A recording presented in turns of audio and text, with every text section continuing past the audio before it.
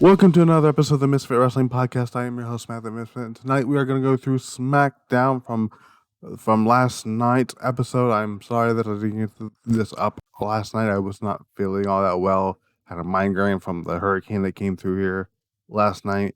We're all right. Everything is good. We're safe. Hope you guys are safe out there. Again, my thoughts and prayers are with the people in Florida and everybody else who was affected by Hurricane Ian. So there's that on the docket. I wanted to get that out of the way. If you like what you've seen here or any other videos that we put up, hit the subscribe button, hit the like button, comment down below, follow the social media at Misfit Wrestle TV, and all that good stuff. Unfortunately, we got to start off with some sad breaking news. Well, this is not breaking news. This happened last night. Sad news that happened yesterday. As SmackDown was going on the air, we got the news that professional wrestling legend, founder of New Japan Pro Wrestling and WWE Hall of Famer, Antonio Inoki, passed away at the age of 79. Sad news in the world of professional wrestling. Also, you noticed if you at the start of the show, we had the 10 belts of loot, which I'm going to be doing that going forward for big names for any wrestler that I personally know. I know about Antonio Inoki. He is a former he's the first ever Japanese WWE champion, even though they're not recognizing him as the champion. A lot of stuff has happened. He's one of the few names that got recognition outside of professional wrestling. He headlined the first and only Collision in Korea show, the show that has a lot of controversy surrounded. That show was main evented by Inoki and Flair. Of course, he founded New Japan Pro Wrestling, which is around today. Famous boxer versus wrestler match between Muhammad Ali, 1976. He's the first ever IWGP heavyweight champion. Let's look at his championship accomplishments in New Japan Pro Wrestling.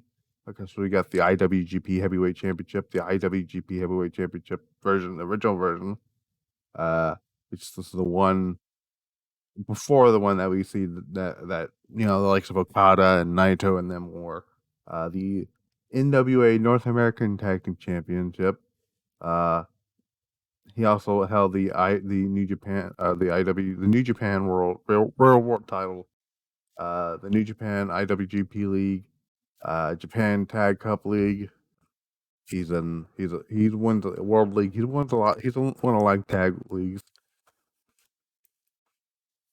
He was inducted into the WWE Hall of Fame in 2010 by Ric Flair.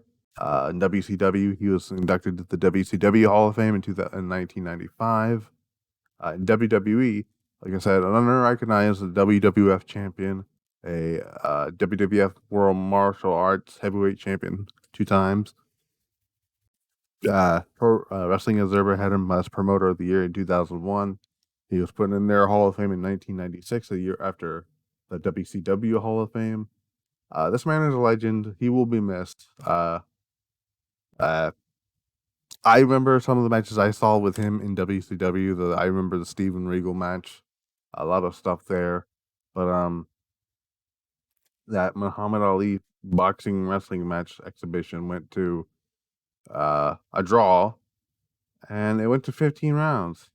So that's pretty cool. That's I mean that's pretty cool. He's trained wrestlers that you've seen today. He trained the Great Muta. He trained Masahiro Chono.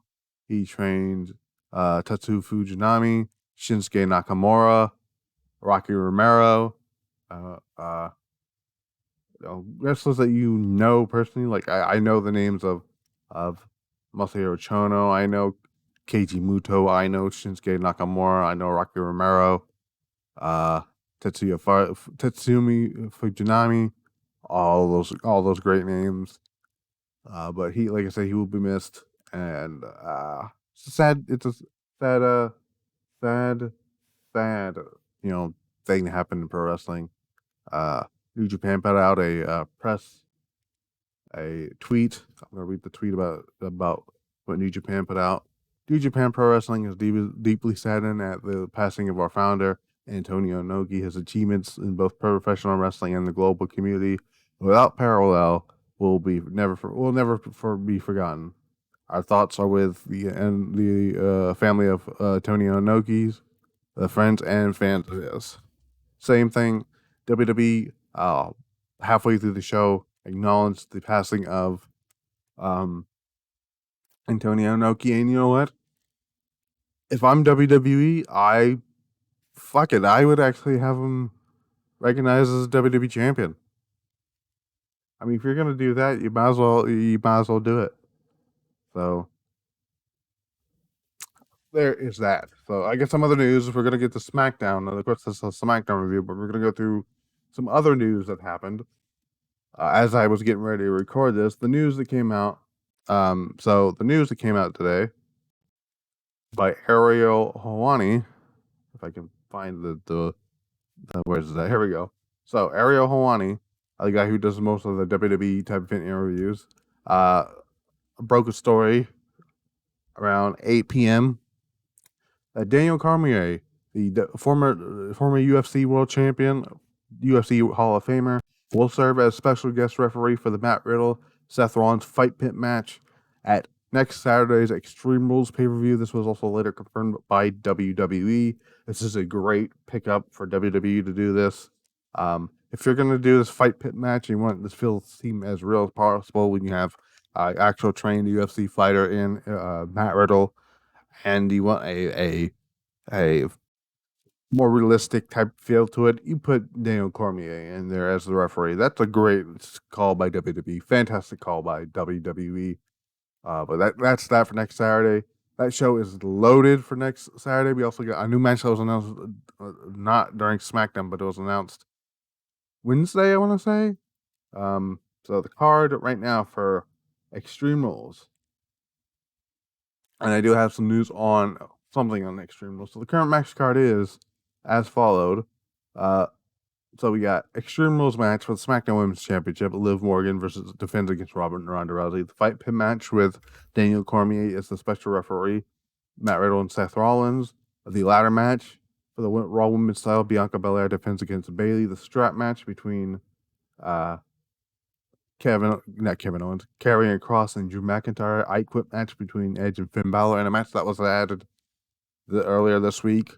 Brawling Brutes versus Imperium in a good old fashioned Donnybrook match.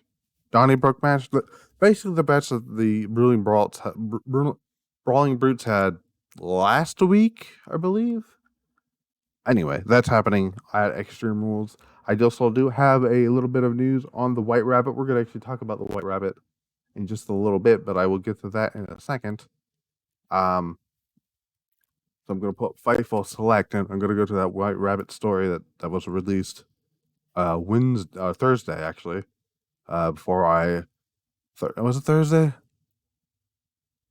It was Thursday or Wednesday. It was one of those days.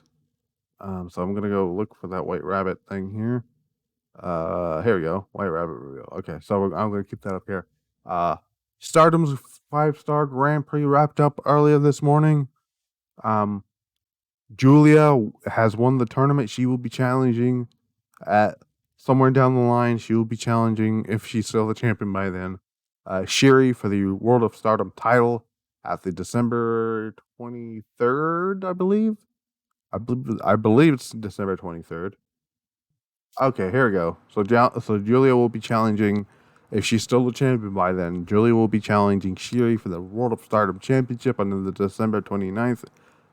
In the main event, which I'm assuming is the what was that name of that show that they had a few years ago, last year, where Shuri, like last year Shuri won it, and then she got a match.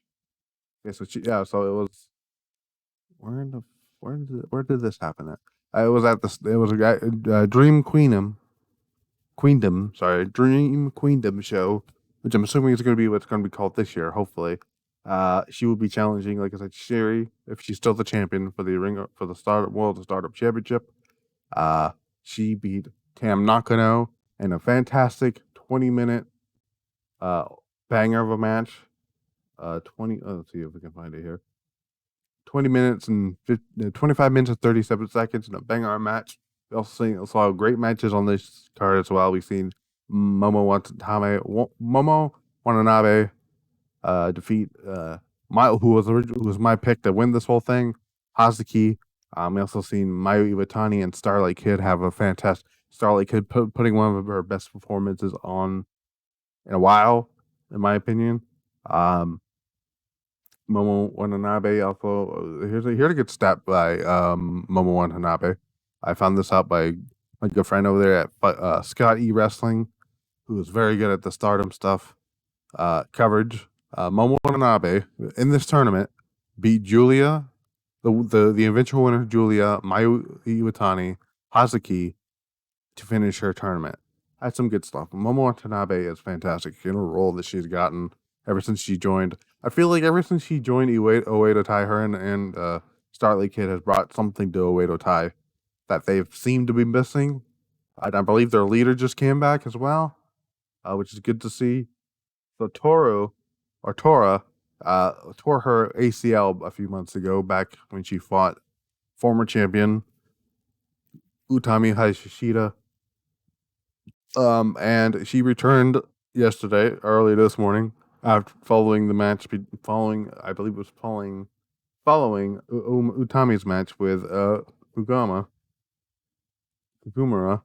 and I mispronounce names. Excuse me on that, but looks like they're setting up something there, because she broke her promise. Is what is the story, that because she said that she was going to get a rematch because the match ended because of the torn ACL. So that's what happened there. So that was some good stuff. Julia Nakano, what a rivalry that is. That was a fantastic match. It actually has bumped into my top 20 matches of the year. It's at number 7. Originally, what was in that match that got bumped to the honorable mentions? It was originally Shiri and Mirai from Nagawa Supreme Fight in January of this year. That got replaced by Julia Tam Nakano. And what's in the top 5 is Mayu Iwatani and Starlight Kid.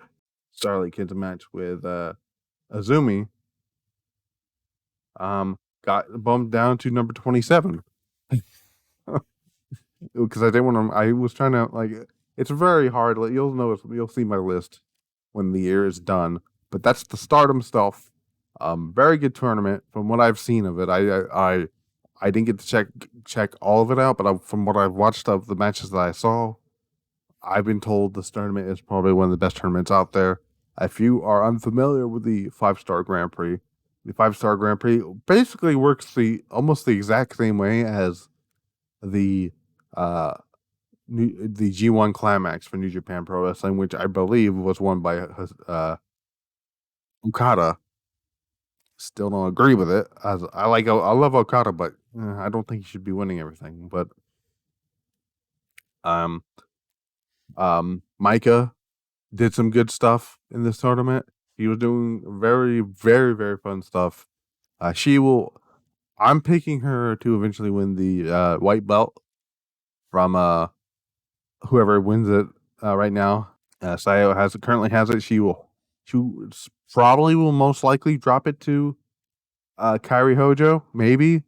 But then again, Kairi Hojo may become the IWGP Women's Champion when we get to historic crossover. And here's the thing, and I thought about this. When is that show? Historic crossover, November. Let me see.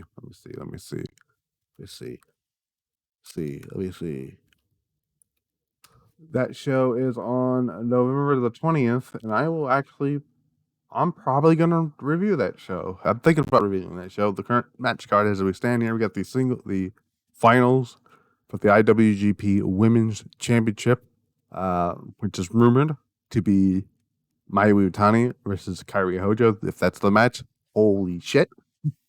You got 2 mixed tag matches. We got Tom Lawyer and Shiri versus Zack Sabre Jr. and Julia We have Hiroshi Tanahashi and Utami Hayashishita versus Hiroki Goto and Maika. We have an 8-person mixed tag match with Suzuki Guns, Taichi, and Kanemaru teaming with the Cosmic Angels, Tam Nakano and Natsupoi versus Suzuki Goons, Desperado and Dookie versus and Black Desire, which is Starlight Kid and Momo Watanabe.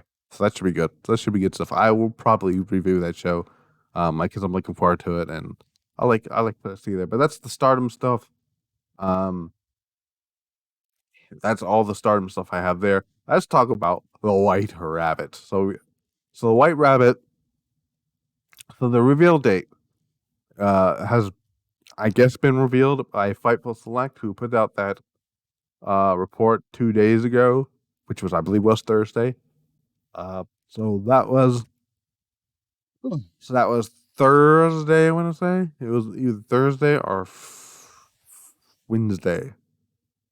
It was Thursday. It wasn't Friday. I'm thinking of yesterday. I don't know why. So here is what Fightful has to say. Select has to say about this.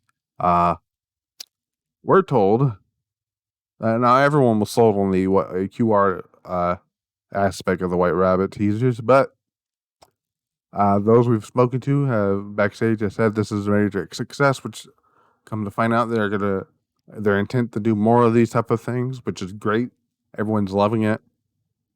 The current plan right now, the working idea is they do the White Rabbit reveal at Extreme Rules. And it's, the people in the back, everyone is to believe that it's the return of Bray Wyatt, and we got more clues of that this week on SmackDown, so we're going to talk about that right here. It doesn't say that, it's not, we don't know if the person who's portraying him, which is probably Bray Wyatt, is going to actually be there or not, like physically, but we are going to know at Extreme Rules who's behind the White Rabbit. Speaking of which, we had another QR code here. This one this week was in freaking creepy ways that I've ever seen it here. So this time we had Disney's Three Little Pigs play in the background, with some weird butchering of pigs and this weird creepy demonic looking wolf, glowing red eyes. Those Morse code, which I didn't even notice at the first. I thought it was just random beeps. I didn't realize it was Morse code. Shout out to Sean Ross Sapp for pointing this out. Actually, a few other people pointed this out. So Morse code, Azazel Reborn, which I was able to find out that Azazel Reborn stands for, if I can find, here we go, stands for Azazel in Jewish legends, a demon or a spirit to whom, in the ancient rite of, I'm going to mispronounce this, Yom Kippur, Day of the Adamant, a scapegoat was sent by bearing the sins of the Jewish people. Two male goats were chosen for the ritual. Basically, it's a demon ritual thing. That's not all. That's not all, folks. Because if you look up the source code, well, not the source code, the file name is TS underscore S10E6, which is season 10, episode 6 of the Simpsons, where Jefferson Airplane's White Rabbit plays. White Bunny image file also includes a phone number, which is 855-489-5099. If you call that number, it'll come back with a demonic, audio clip that's played backwards. It says, Bravo, Echo, Lima, Alpha, India, or Romeo. I am the way of the city of woe, or I am the way into the city of woe. I am the way into eternal sorrow. And people have been able to decipher that, and it does sound like Bray Wyatt. The URL. So the URL's got to be paying attention every week now because it's happened on Raw. The URL is wwe.com/19 1911, basically. A few things have happened here. So there's an episode of the Firefly Funhouse where Bray is dressed as the Mad Hatter, and on his hat he has the numbers 1911 on there. Also, I come to find out there's also a book that I was able to find out. It's an Alice in Wonderland special. Here we go. So Alice in Wonderland special edition with a red with a white rabbit printed on the cover, and Bray has "I am the color" in red, in a world full of black and white, which was said on SmackDown March 21st, 2014, during his rivalry with John Cena.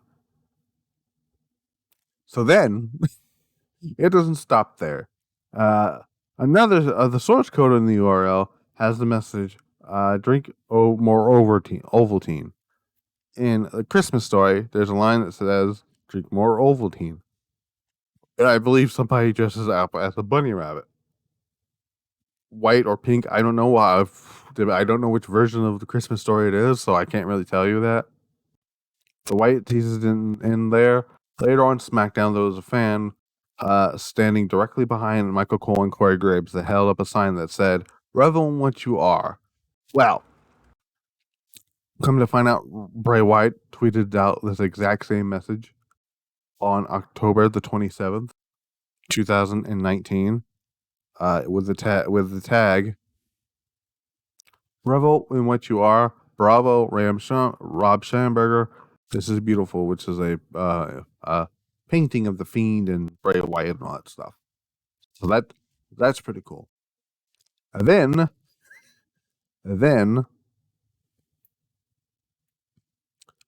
I believe that was all the stuff that we found.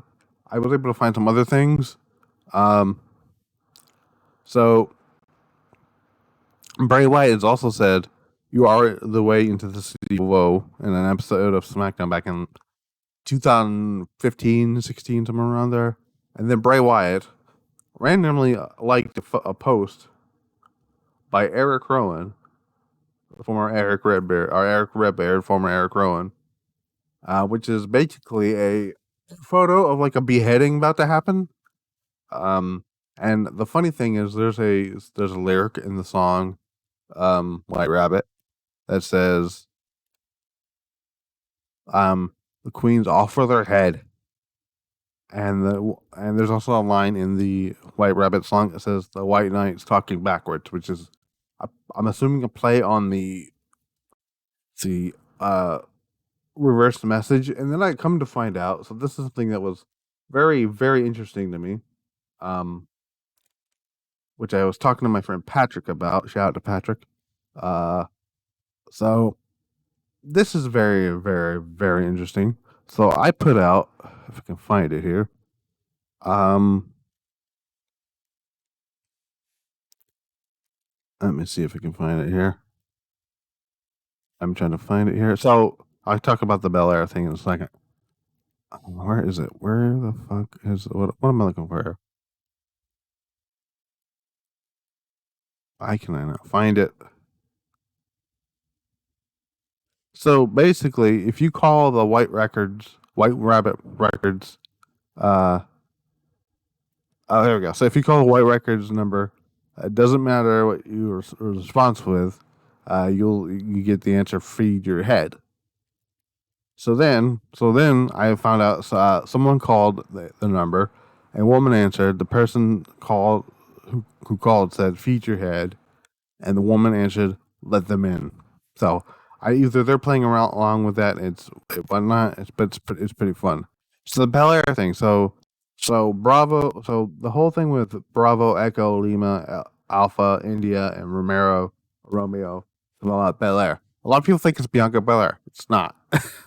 I can tell you why it's not. Because Bel Air is a main entryway to Los Angeles / Hollywood, California. Normally, people who go there, normally known where people go to be famous, and most wind up broke, homeless, prostituting, or on drugs. The city of woe and despair. So we'll see what happens, though. I'm excited to see where everything goes. this whole thing. It's gonna be fun. That's gonna be great. They did it again tonight. The White Rabbit stuff at Bismarck, the house show at Bismarck tonight. So that's gonna be great. I'm excited to see where all that stuff goes. Now let's get over to SmackDown. SmackDown was all right. Nothing too special happened on the show. Still building towards SmackDown. So SmackDown opened. SmackDown opened with Sami Zayn and Solo Sikoa versus Ricochet and Madcap Moss. Near the end of the match, basically, Sami Zayn and Solo Sikoa get the win after. So the lights. I'm assuming the lights went out for a quick second. Hope maybe he plays into something with White Rabbit because this happened a few weeks ago with Alexa Bliss and her match with, was it Bayley? I believe it was a match with Bayley. So Solo makes the blind tag and then delivers the spin kick and the solo swing Solo for the win. After the match, Madcap Moss tries to attack Zayn, but Solo makes the save and beats him down. Back from break, we head backstage.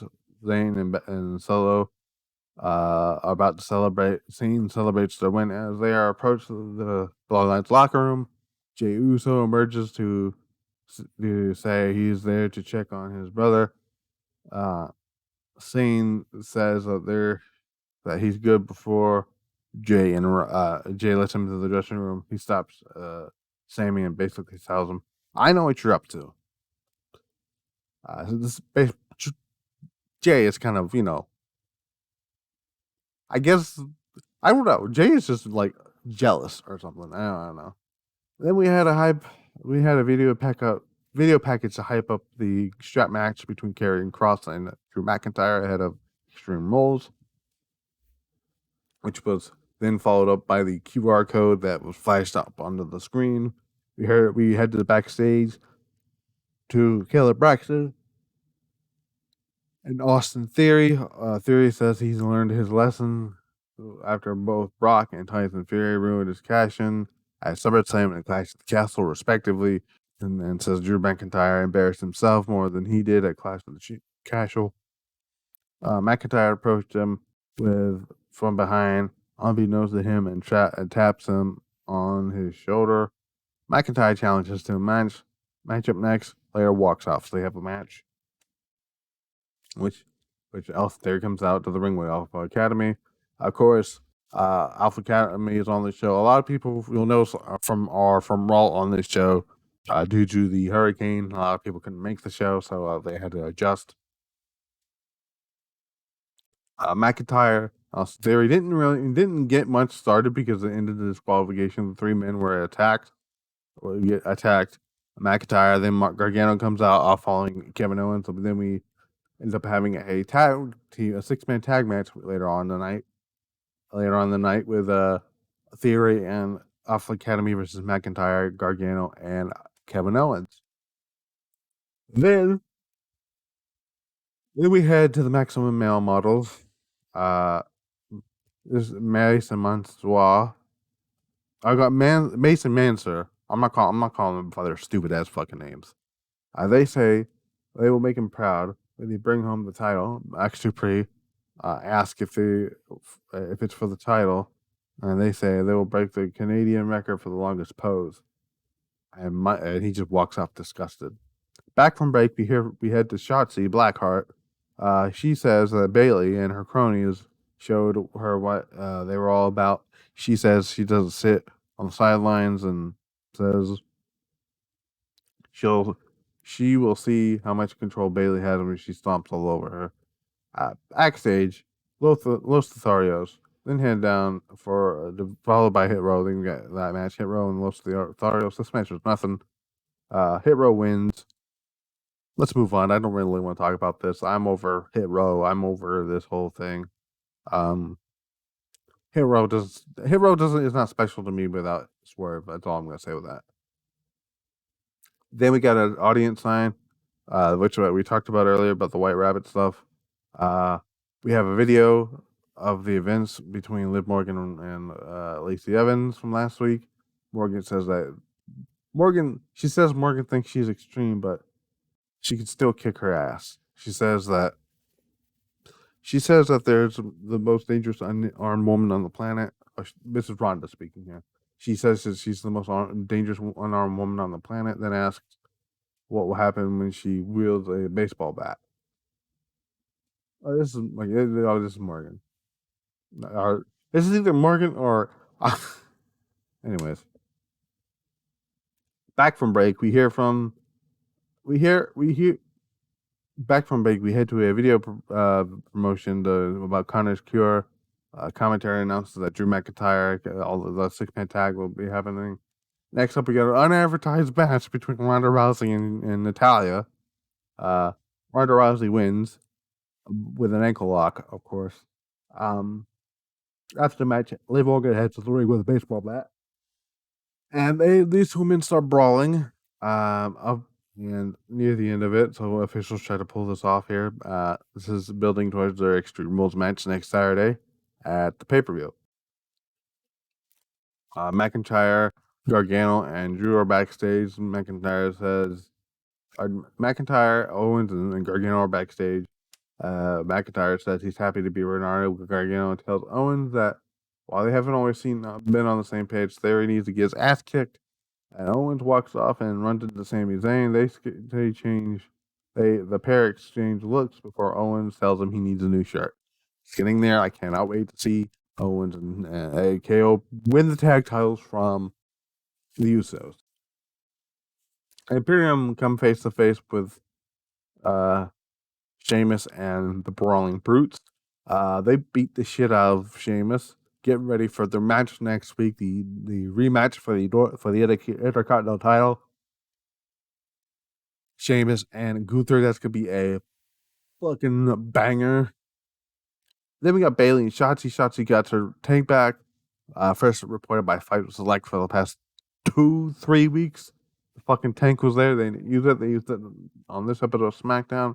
Bayley wins with the rose plant. Shotzi seems like she's getting her groove back. Her as a heel was not working. She works better as a babyface. She wrestles better as a babyface too. After the match, Bayley grabs a ladder from under the ring. She lays Shotzi between it. Bianca Belair's music comes out. Hits. She comes out, makes the save. Bayley attacks Bianca from behind, but Bayley gets her shoulder up. What? Gets her shoulder up. Gets her up on the shoulder. Bayley escapes. I misread that. I thought for some reason I read that like it was a pinfall or something. Bayley escapes, and Belair stands tall. Then we got the main event: Drew McIntyre, Johnny Gargano, and Kevin Owens and defeated the Alpha Academy and Austin Theory. Fun, decent little match. McIntyre delivers a Claymore to Austin Theory for the win. After the match, McIntyre grabs a leather strap and whips the ever-living shit out of Austin Theory with it as SmackDown goes off the air. SmackDown had to work on a lighter schedule, not a lighter schedule, but on a lighter hands because they didn't have all full hands on deck for SmackDown, so they had to work with. That's why you saw people like Owens, Gargano, the Alpha Academy, and Bayley on the show tonight. Bayley technically can't. I don't think Bayley should. In my opinion, Bayley should not be on SmackDown unless she has Io and Dakota on the show. Mainly for the reasons that I have mentioned. I also missed the so LA Knight's come back basically. So I missed that. She Max Dupree basically beat the hell out of Maximum Male Models, basically telling them this is not for me. I quit. So we're looking for LA Knight to come back hopefully by next Friday night as the season premiere. So yeah, that was SmackDown. It was an alright episode. It was not bad. A lot of people are paying too much attention to the White Rabbit stuff, which is fine. We'll see what SmackDown does on the ratings wise tonight for last night's episode of SmackDown. see if Brandon Thurston's ever has actually tweeted anything about SmackDown ratings yet. I can look, but I don't think he has. Okay, so uh, SmackDown's rating for last night was 2 million. It was still over 2 million. 2 million. A huge drop from uh, last week's episode, which got like over 2.5 million viewers, which is incredible. But yeah, but that was SmackDown. Nothing huge happened. Most of the other news kind of overshadowed it with the whole thing with the hurricane, which probably also had something to do with SmackDown's viewership. The White Rabbit stuff and Antonio Inoki's passing.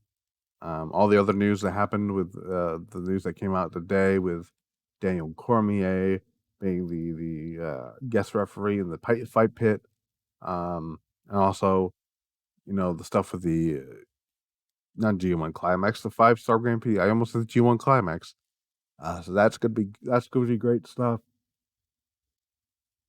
I'm looking forward to the eventual title match between Julia and Shuri. I'm assuming Julia's gonna they're booking Julia, not Julia. I should try to say Shuri and Julia at the same time.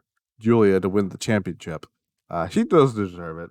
I just really wish that Hazuki or Micah had won the tournament, but I'm okay with Julia winning it. She was going to be booked. She was immediately brought in to be pushed. And she kind of got the Roman Reigns treatment in a way. And thankfully they've cooled down on her. I was like thinking about this, right? Are there factions? The only way I can like 100%, call their factions, like how to describe them. Here's how I describe them, right? So to me, Donna Del Mondo, DDM, to me, that is like is basically their version of Los Ingonables de Japón, which is Shingo and Sonata and Naito and uh, somebody else. Cosmic Angels. I don't know who Cosmic Angels remind me of. Uh, Oedo Tai is basically the Bullet Club. Stars is Chaos. Uh, I mean, I guess Cosmic Angels is a Suzuki-gun, but I'm not 100% sure on that, so I don't want to quote anything on that. But like Queen's Quest is actually Suzuki-gun for me. I don't know what Cosmic Angels would be. I'm not actually sure what God's Eye would be. God's Eye would probably be Suzuki-gun. Who knows? But that's basically what I if I were to describe the Stardom factions in Stardom. So, anyways, again, thoughts and prayers go out to the families and friends and fans of Antonio Inoki. Also, my thoughts and prayers go out to the families affected by families and friends who are affected by Hurricane Ian. Sucks that we have to deal with this type of shitty weather. Wish it didn't happen, but it is what it is. Next week, it's gonna be interesting. I'm trying to figure out how I'm gonna do the because I don't want to do the Extreme Rules predictions until if another match is added. So I'm probably gonna do the Extreme Rules predictions during the SmackDown review or after the SmackDown review, and then I just upload it to YouTube afterwards. So I'll figure something out there. Raw is gonna have you got more stuff from Raw. We're gonna see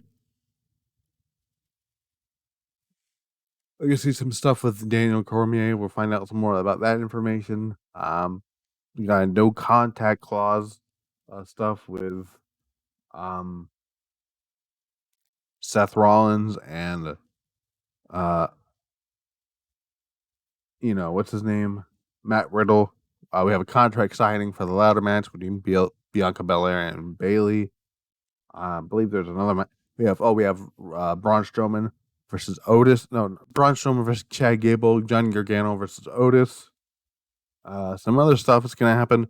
I believe AJ Styles and Rey Mysterio versus Dominic and is it Damian Priest or is it Finn Balor? It's one of those two that's going to be facing. Oh no, it's Damian Priest and Finn Balor. There it is. That's going to happen on SmackDown. Next week on or not SmackDown, Raw. Next week on SmackDown, we got the IC title match between Gunther and Sheamus. We have something else announced for next week. And Logan Paul is going to be in there with Roman Reigns. Is going to be the face off for that stuff and all that stuff. At season premiere, we're going to see what else happens next week. So yeah, that's all I have for you tonight. We got AEW Dynamite on Wednesday. We have Extreme Rules predictions, hopefully. I'm going to figure out how I'm going to do that. We got Extreme Rules on Saturday. We have Monday Night Raw is coming Monday. We have Friday Night SmackDown on Friday. Again, AEW Dynamite on Wednesday. Like I said, predictions. Next Saturday, we have Extreme Rules. And yeah, so there's all that stuff. See you guys Monday for the Monday Night Raw review. I'm Matt the Misfit. Peace out.